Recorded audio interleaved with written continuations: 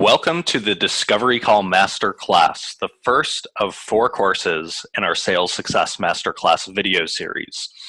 If you're looking to absolutely master the craft of having deal closing discovery conversations with your buyers, then this is the video for you. Let's get started.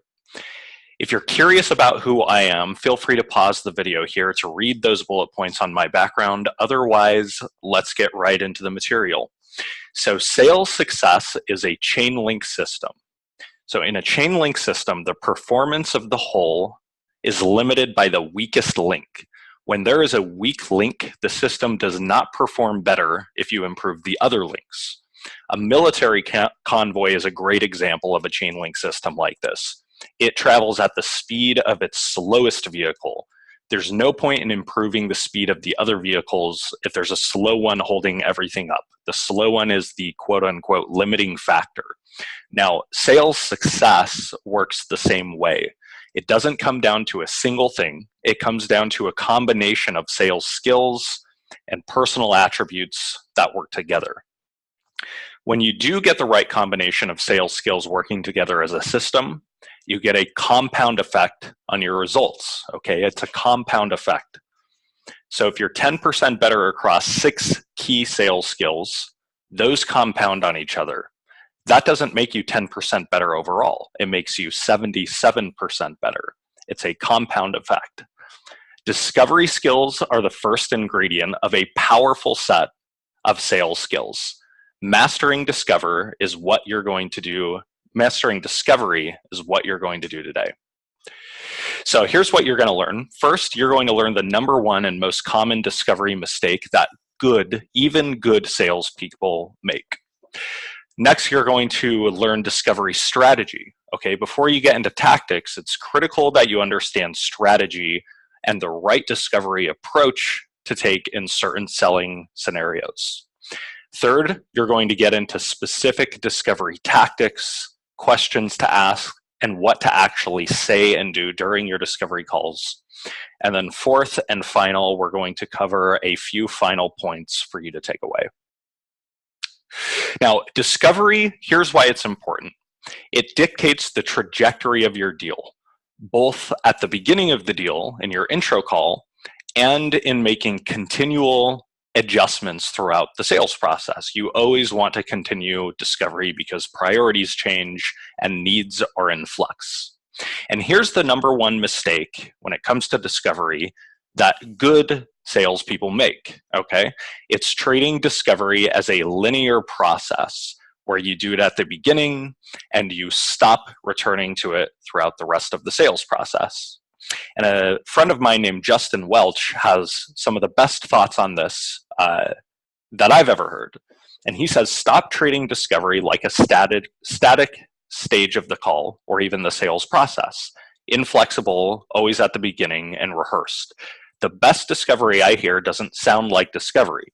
It sounds like a friend asking me questions throughout a conversation to help me make the best choice. Okay, it's natural. So that's the first part of this training, is to understand that discovery is not a check the box event. It's not a stage in your sales process. It is a process. It is not an event. It's not something you do once and get done with it. It is something you return to and revalidate throughout a call and throughout the sales process.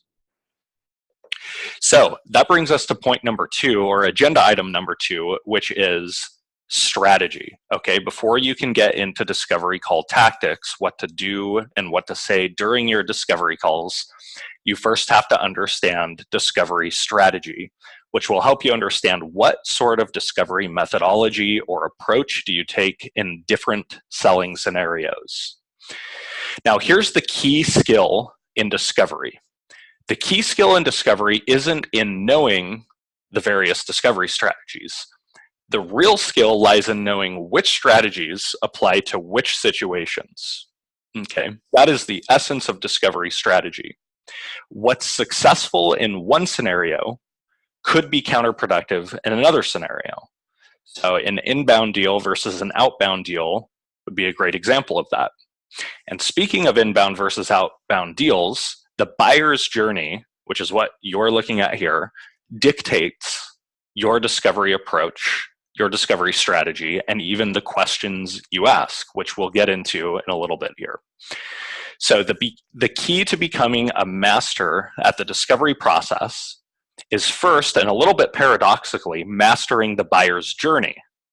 Okay, just mastery over discovery starts with mastery over knowing your buyer's journey, identifying where they are, what they're thinking and feeling in each of these stages, and how to align your technique to the specific stage they're in.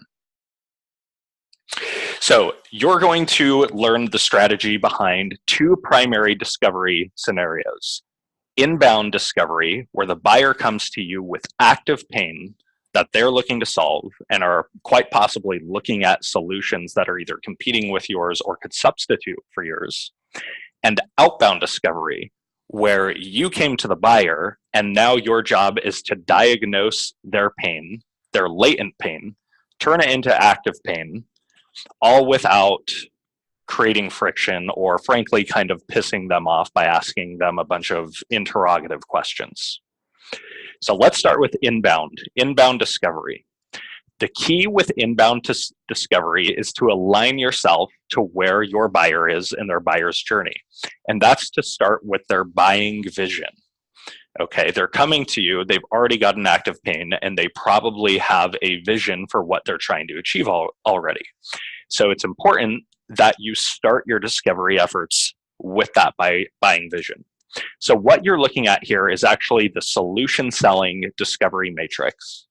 And we're not going to get into all of these steps. That's not the point of this training, but I would recommend you go read solution selling if you have the time for it. And what solution selling recommends, so first I'll explain the columns here, is you start by diagnosing pain. Then you go to the second column, which is exploring the impact of that pain. And then finally, you go to the third column, is once you've developed that pain into an active pain, which the first two columns achieved, hopefully, now you go on to developing a buying vision. Well, that model gets flipped on its head just a little bit when a buyer comes inbound, okay? When they've already gone through pain, when they've already diagnosed their own pain, and now they're looking at your solution and potentially competing solutions. If you asked a discovery question that aligns with this first column here about pain and diagnosing the reasons for that pain, like let's say you said, help me understand the biggest challenges and priorities you're currently facing in your business, that is misaligned with your buyer's journey. They're past that point. And about half of the time, possibly more, it's going to generate a frictionful, if that's a word, conversation with your buyer. That's not what they're expecting to talk about. The better approach in this situation is to align with what they do want to talk about. They've already got a vision for what they're looking to do. And so your first question is going to be something like, help me understand what you're trying to achieve by looking into XYZ solution. Now you've aligned your discovery approach with where they are. And after a few minutes of talking about that, you can actually return to the first stages here where you tie back to pain. So they've told you about their buying vision.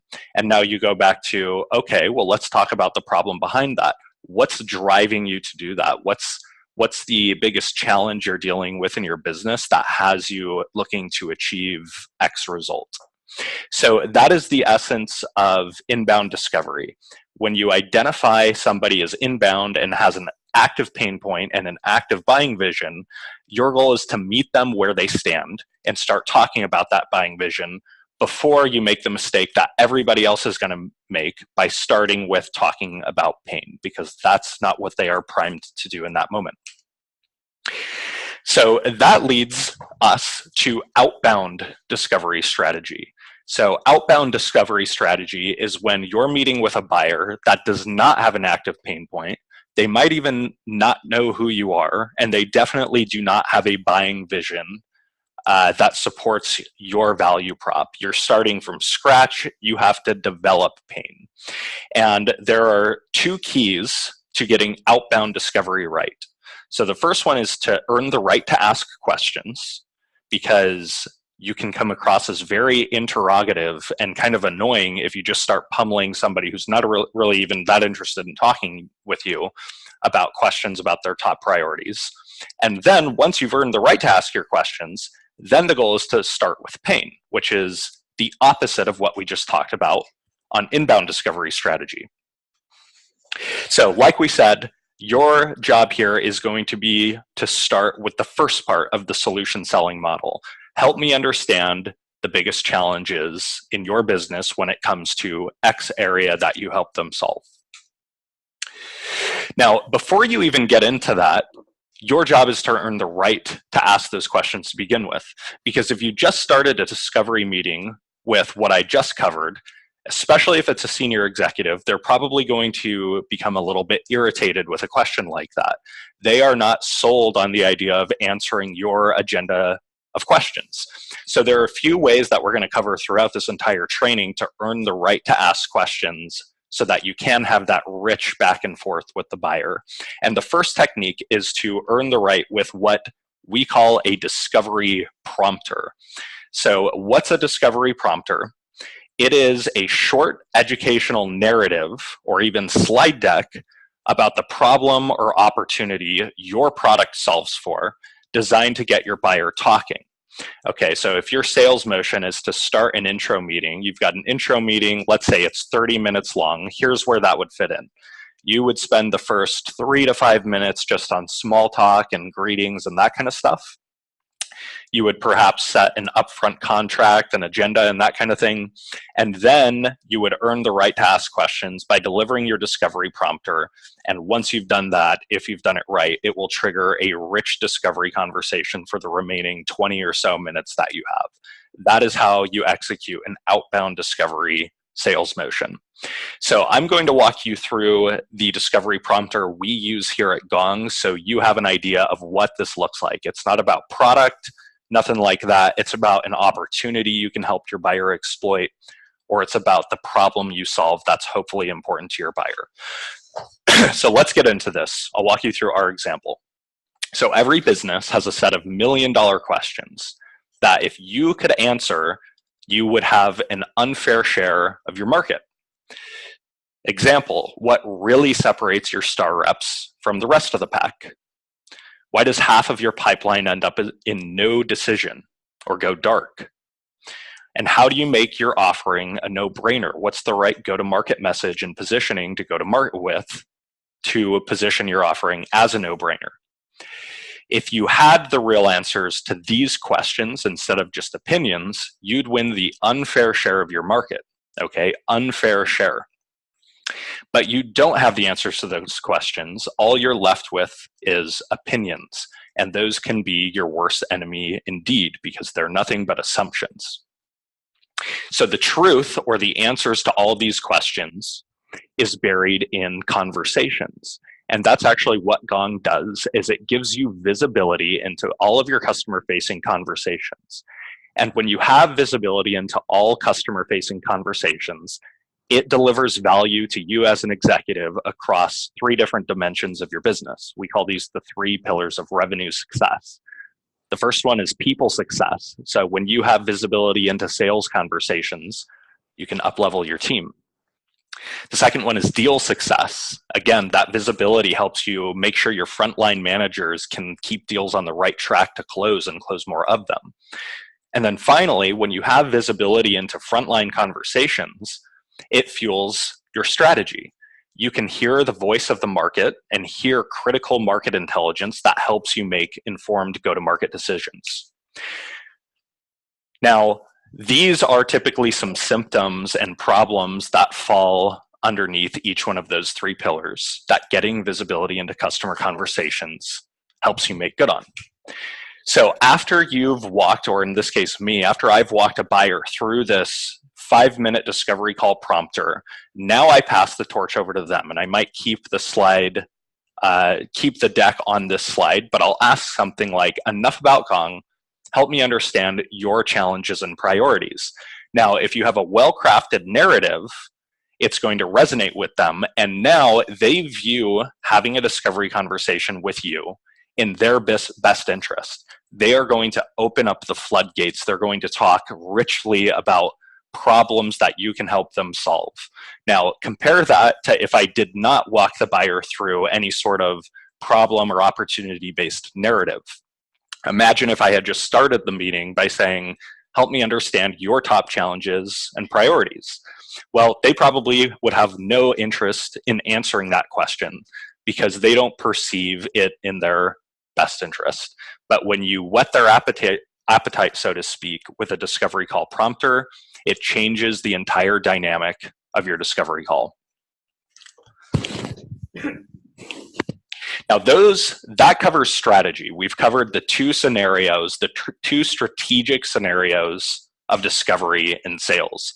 You're now going to learn the specific tips, tactics, and insights, the things to say and do during your discovery conversations to become more persuasive, to move buyers to the next step, to find pain, and to ultimately close more deals. Now, here's tactic number one. Start your meeting with an upfront contract. Now, this is a term that Sandler sales training coined, and it's immensely useful. And it's particularly useful in starting things off on the right foot and, again, earning the right to ask questions.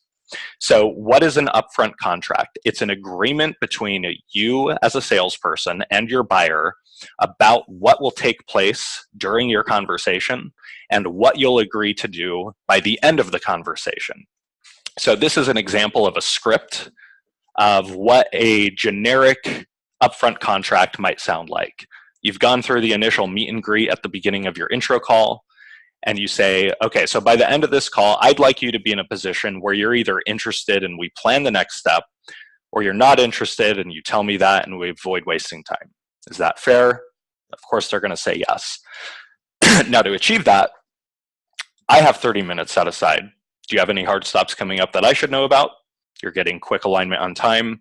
And then finally, you get agreement on the important part, which is agenda and objective. So great, I plan on covering A, B, and C, which could be exploring your business, then showing you a product demo. Is there anything you want to add or remove from that agenda? Yes, no, whatever. Sounds good. Let's get started.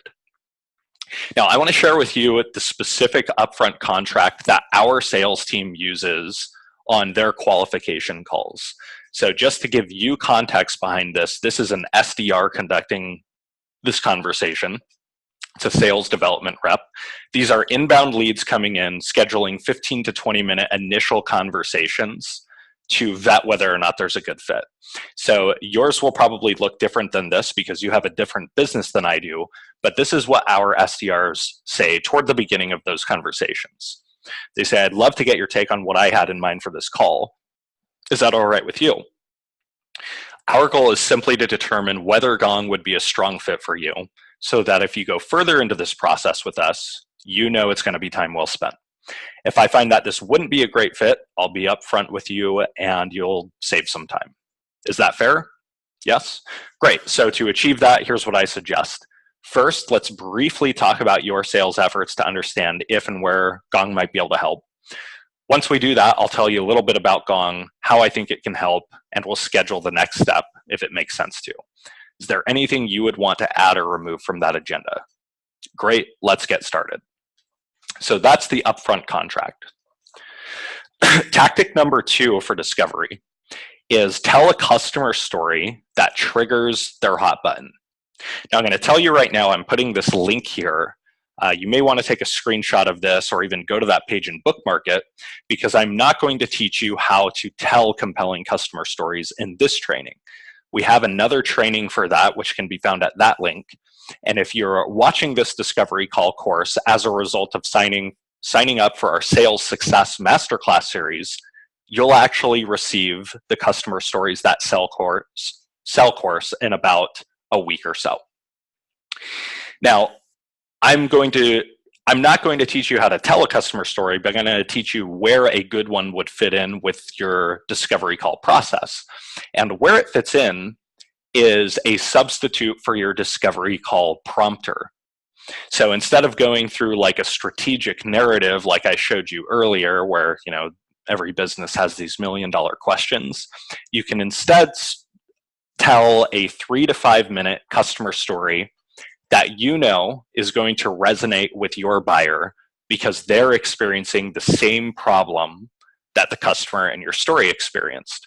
And from there, once you tell that story, your play is exactly the same as ending the discovery call prompter, which is enough about Gong and the customers we serve. Help me understand you and your biggest challenges. That is really how you get somebody to open up to you and talk a lot about their problems. But there's a key to getting this right, and I would recommend you screenshot this or write it down on a sticky note and return to it every 3 months or so throughout your career. And this goes beyond customer stories. This is messaging advice in general. If your story or if your message describes their problem better than they can describe it themselves, they will automatically assume you have the best solution. Okay, it's automatic. Technique number 3, get long responses from your buyers when you ask them discovery questions.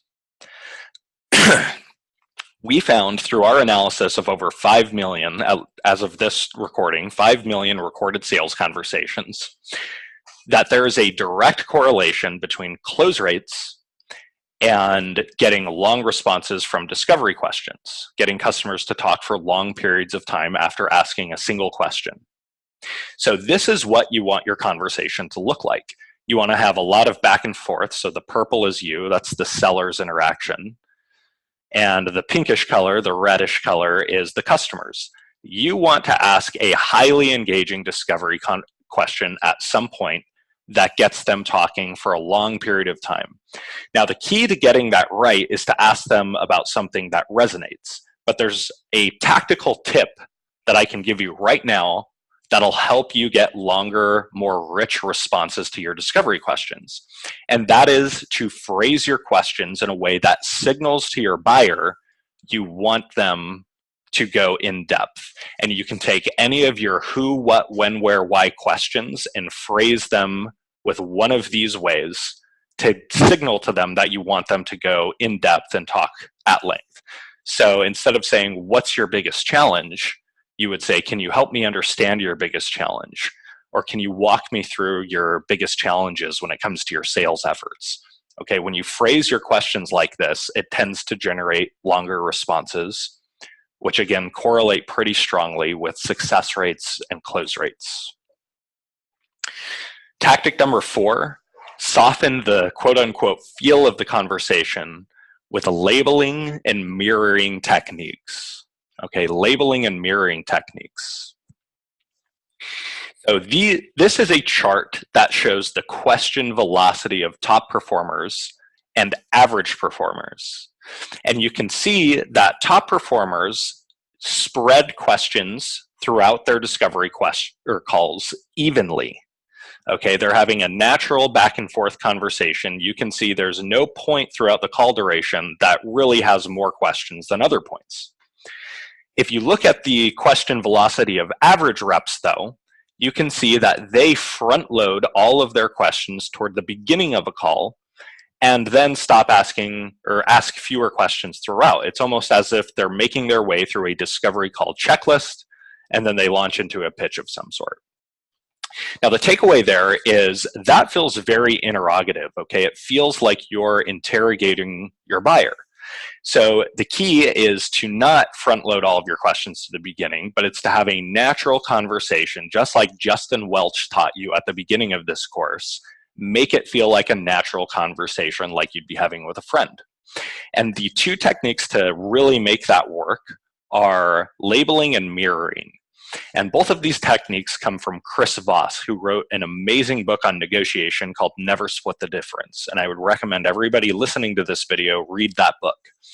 Now, mirroring, which is the first technique, is simply repeating the important words of what a buyer just said, usually 1 to 3 words, maybe a few more, with an upward inflection. So if they just shared with you that their sales ramp time is too slow, you just respond with, ramp time is slow, and now you shut up. And so instead of asking a full new question, which could feel a bit like a pickaxe, you're simply piggybacking off of what they just said. you're doing it in a very innocent manner, and you get people to talk more and more about a topic that you want to get more information from. Now, the second technique, which is even more powerful, is called labeling. And labeling is not a question at all. It's actually a statement, which makes your discovery conversations feel more conversational. However, you're getting information out of them by using this statement. So it's a win-win. And labeling is when you label an emotion that you observed your buyer express by completing one of these 3 sentences. So it could be, they just answered one of your questions and spent 2 minutes doing it. You could say, it seems like you're really frustrated with this problem, or it seems like you're really overwhelmed when it comes to onboarding new reps, or it seems like you, looks like you, or sounds like you, fill in the blank with whatever emotion you observe them express. Now, if you are accurate in labeling their emotion correctly, which requires you to listen to begin with, and then you just shut up after you've labeled, now they're going to open the floodgates again. They'll probably feel more understood than they have in a really long time. They're going to emotionally exhale, and they're going to give you more and more valuable information. And the beauty is you didn't have to ask another equity burning question to get that information. You just made a statement and you looked them in the eye. All right, tactic number 5, ask strategically spontaneous questions. That is a fancy way of saying ask questions based on what the buyer just said. And Charles Mulbauer says it best. He says, the number 1 issue I find reps have is not basing their discovery questions on what the prospect just told them. As a result, the questions come across as more of a line of questioning than they do a natural conversation. So you can end up having a list of the best questions in the world, but it won't be nearly as effective if it's not natural. So the moral of the story with this tactic is stop opening up new threads and new rabbit holes to go down with every question you ask. Ask a question, let your buyer respond, and then ask a follow-up question to whatever it is they just said. That is as much information as I can give you on this technique. This is going to be mastered through practice. You're going to learn how to do this as you implement it in live conversations. And I would encourage you to put some intention behind that. And on your next call, consciously think about that as a skill you want to try and develop on that call. Okay, tactic number 6, ask questions only an expert would think to ask. And a lot of this just comes down to phrasing. You can sub-communicate to your buyer that you're an expert and competent, or incompetent and green just by the way you phrase your questions. So the best question you can ask is the one that only an expert would ask. They're questions that make your buyer think rather than just recite information.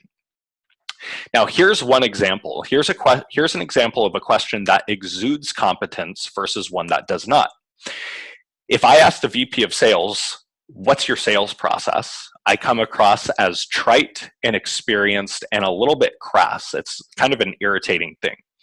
But if I say something like, can you walk me through your sales process from first contact to close deal? It's the exact same question, but it's communicated at a higher level of competence.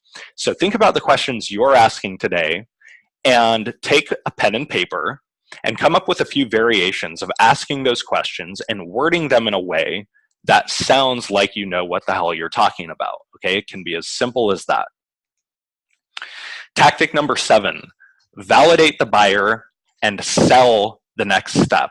Okay, this is what you do at the end of the discovery call, assuming a demo is not part of the same call, which often it is. So at the end of the discovery call, you want to make sure they're excited about taking the next step, whatever that is. And here's one that we use here at Gong. We say, based on what you've told me, I think you're going to love Gong. Okay, that's the validation part. It's going to help you, and here's where you insert your value prop, ramp new hires faster and achieve your annual revenue targets by getting your new enterprise account executives up to quarter-over-quarter attainment much faster. As a next step, I suggest we schedule a product demo so you can judge this for yourself. Do you have your calendar handy? Okay, there are a few parts to unpacking this. So the first is the first sentence. Based on what you've told me, I think you're going to love Gong. That is, the phrasing of that statement matters deeply. You are validating to your buyer that they're in the right place, because at the beginning of the sales process, they're probably not sure, and they want that certainty and conviction and confidence from you. The second part in yellow is when you relay their pain and your value prop back to them to sell them and whet their appetite on taking the next step. And then finally, the third one is actually closing on that next step in a way that melts pressure and buyer resistance. And the key to this is so you can judge this for yourself. So uttering that phrase makes your buyer feel like they're in control and they're not being pressured. Now, if you're a sales leader, I have an important message for you. Feature dumping dramatically reduces your close rates, okay? This is what your sales reps will do if they aren't trained up on discovery calls and on the discovery call process. We found through our research that there is a direct negative correlation between win rates and feature dumping. So what I would recommend you do next, make sure your reps are not feature dumping and that they're having the types of discovery calls you'd be proud of. And what you can do next to actually prevent them from feature dumping and making sure that they're having amazing discovery calls is to sign up to see Gong in action. It helps your reps sell value. So go take a look at it. Go over to www.gong.io/demo, take a look, judge for yourself, and thanks for joining this training today.